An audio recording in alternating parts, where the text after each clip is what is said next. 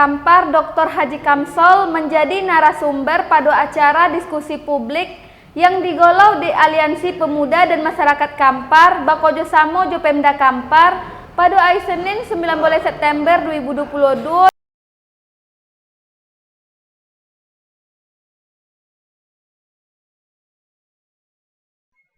Penjabat Bupati Kampar Dr. Haji Kamsol menjadi narasumber pada acara diskusi publik yang digolau di Aliansi Pemuda dan Masyarakat Kampar yang bakojo samo dengan pemerintah Kabupaten Kampar pada Senin 19 September 2022 siang. Batompe di Aula Balai Bupati Pandopo, Rumah Dinas Bupati Kampar, Kelurahan Langgini, Kecamatan Bangkinang Kota, Kabupaten Kampar. Penjabat Bupati Kampar dalam kesempatan itu memaparkan berbagai target yang ingin dicapai, yakni di sektor pendidikan, kesehatan, ekonomi yang menjadi dalam diskusi publik tersebut.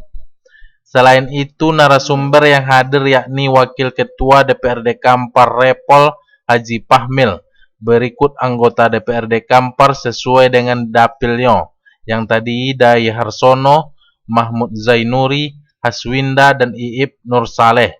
Sedangkan pemandu acara pada diskusi tersebut yakni Usman Purnomo. Tampak hadir langsung Sekretaris Daerah Kabupaten Kampar Haji Yusri, Kapalo Dinas PUPR Afdal, Kapalo Dinas Kesehatan Dr. Zulhendra Dasad, Kapalo Dinas Dikpora M. Yasir, Kapalo Dinas Kominfo Yuriko April, Asisten 1 Bidang Pemerintahan Ahmad Yuzar, Direktur Rumah Sakit Umum Daerah Bangkinang Dr. Fitrah Asmara Abadi. Unsur pemuda, OKP, Ormas, dan mahasiswa yang berasal dari Kabupaten Kampar, diskusi publik itu sangat menarik dan para peserta bahkan antusias ingin bertanya. Penjabat Bupati Kampar Dr. Haji Kamsol dalam paparannya ketika diskusi publik tersebut menjolekkan satu persatu dan terperinci mulai dari pendidikan yang saat itu sedang dilaksanakan. Pada bidang kesehatan juga Kamsol merinci segala program dan kendala yang terjadi dalam pelayanan kesehatan hingga kelanjutan terhadap pembangunan gedung rawat inap di RSUD Bangkinang, stunting, dan pemberdayaan posyandu. Sedangkan pada sesi ekonomi Kamsol menjabarkan terkait ketahanan pangan lewat program penanaman padi dengan IPAT-BO yang saat itu ala mulai dikojokan di pemerintah Kabupaten Kampar bersama Jo Petani Desa Kreatif menuju kreatif pemanfaatan lahan dan sebagainya diulas dengan gamblang di penjabat Bupati Kampar. Dari Bangkinang Kota, Arif, Tim TV Ocu, Riau Raya TV melaporkan.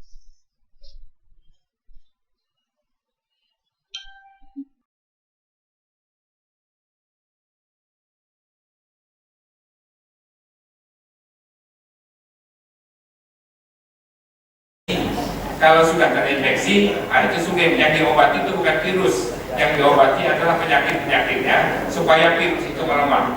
Kalau penyakitnya itu tidak bisa diobati dengan obat yang ada, virus yang semakin kuat itu mengakibatkan meninggal. Yang banyak terjadi, kawan-kawan di sekitar kita banyak yang tiba-tiba meninggal, kan? Yang dulu selalu berceramah kepada kita. Saya berharap, saya yakin nih, anak-anak mahasiswa sekarang ini ada, ini semua yang berada di sini semuanya sudah vaksin ketiga. Semuanya sudah kan? Sudah semua? Nah, kan masih ada yang belum, yakin kan? Ya, jadi itu semua. Jadi kita memang mendorong, kemarin Dinas Kesehatan belum. Tadi mencari juga yang disampaikan oleh Pak Eko tadi, persoalan pelayanan kesehatan. Mana Kominfo? Kominfo saya minta kemarin buat tempat pengaduan 24 jam. Ya, pengaduan 24 jam berkaitan dengan segala macam persoalan yang ada di masyarakat. Ya. Seperti yang disampaikan tadi, bukan kita tidak peduli, tapi kadang kita tidak tahu itu informasinya. Media-media bukan bagus selalu menyampaikan kepada saya informasi tentang ada yang sakit ditambah, ada yang ditubang, itu malam sudah ditangani, ya kan? Malam tadi sudah dibawa ke RSUD. Itu itu siap dapat cepat saya informasi, saya sampaikan kepada OPD, kita tangani segera. Persoalan biaya, persoalan kedua. Yang penting persoalan kita selesaikan dulu masalah-masalah yang dihadapi oleh masyarakat kita, apalagi masyarakat yang tak mampu, ya kan? Ada pun utang-utang di rumah sakit, kadang masyarakat nggak ngerti ya, langsung dia pergi ke rumah sakit besar, misalnya ke hospital. Karena di sana, kalau memang orang sakit harus dilayani enggak dia. Setelah pelayanan baru keluar kwitansinya, ya kan? Kadang dia tak bukti BPJS dan sebagainya. Kalaupun dia masuk ke rumah sakit kita dulu, bisa kita rujuk, bisa juga dikawal terus sana. Tapi tidak masuk ke sana, apa boleh buat? Dan itu menjadi sebuah tagihan yang tagihannya pun luar biasa banyaknya, tapi tetap kita selesaikan juga, karena itu menjadi keluarga kita dan tanggung jawab kita bersama pemerintah daerah. Walaupun tidak ada anggaran pemerintah daerah, anggaran masyarakat tadilah kita sama-sama membantu untuk itu semua. Itu wajib bagi kita semua. Karena apa tadi? Itu tadi saya bilang, kita mempunyai 3 hal paket.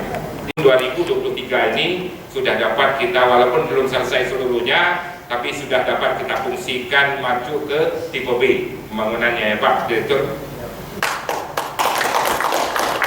Kemarin saya sudah mengundang Pak Kejati, Kepala BPKP dan Polda dalam rangka membahas persoalan RSUD. Jadi saya sampaikan ke Pak Kapolda, persoalan RSUD ini kan persoalan person dan persoalan masalahnya, ya kan, masalah korupsi dan dalam prosesnya. Tapi pembangunan itu kan harus tetap dilanjutkan. Jangan sampai proses ini belum selesai, pembangunan nggak bisa berjalan. Investasi sudah banyak ditanamkan di sana, walaupun kerugian negaranya cukup besar. Kalau melihat kerugian negara cukup besar itu, saya melihat mungkin dalam satu sisi percuma, jangan kita salah persepsi. Saya melihat kalau dalam audit dia itu barang yang terpasang, tapi setelah kita misalnya di dalam volume kegiatan selalu barang yang tersedia.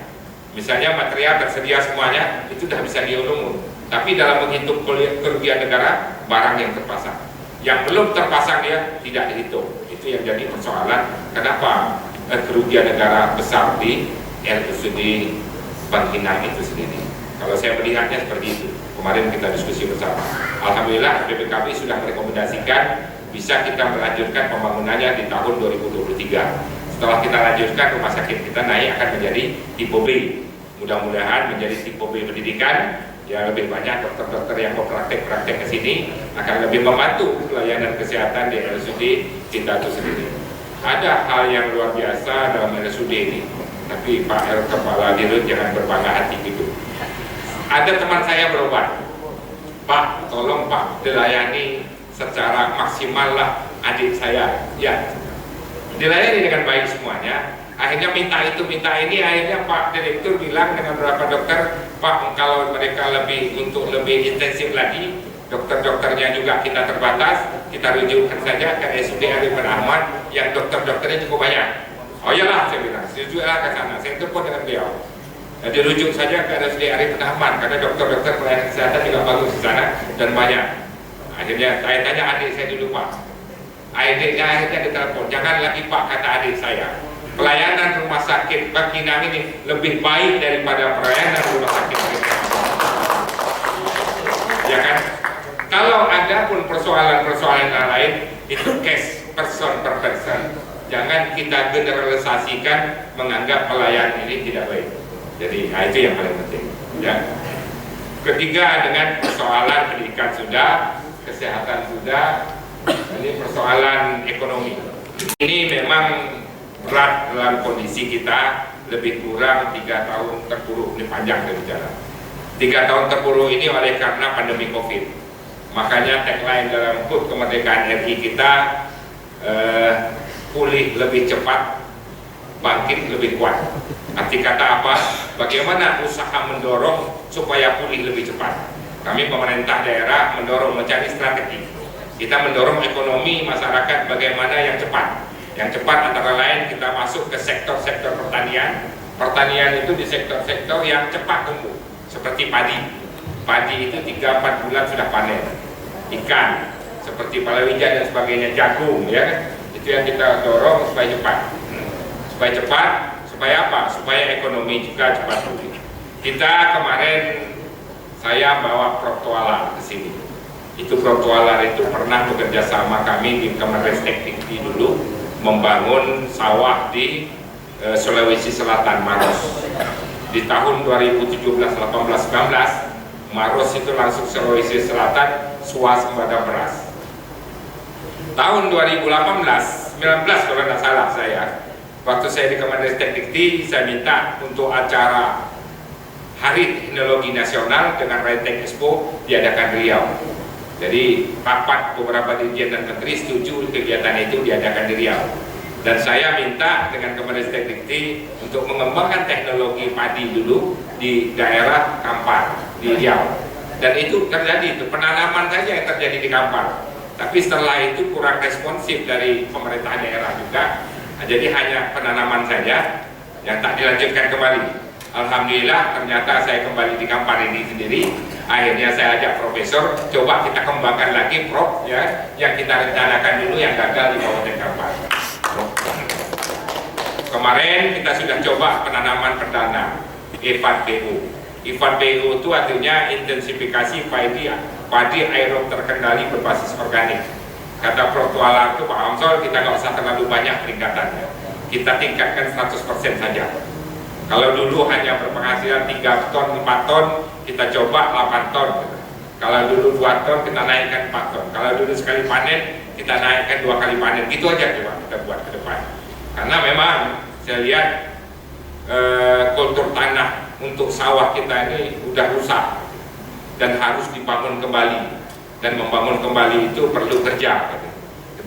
Dan jangka pendek ini barulah kita mulai. Mudah-mudahan memang saya melihat luar biasa dengan teknologi E4BO. Dia hemat air, hemat bibit, dan hemat pupuk.